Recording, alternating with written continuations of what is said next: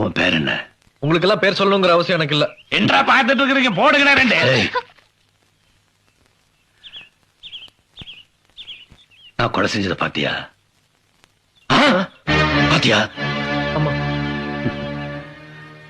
நான் அந்த ரயில்வே ஸ்டேஷன்ல கலெக்டர் கொன்னேன்னு நீதான் பார்த்தேன்னு போய் போலீஸ் ஸ்டேஷன் சொல்லு.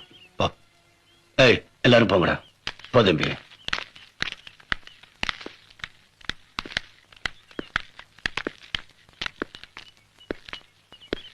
தம்பி,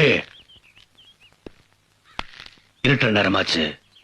அதுவும் இந்த நேரத்துல ஒரு பொண்ணோட போலீஸ் ஸ்டேஷனுக்கு போற.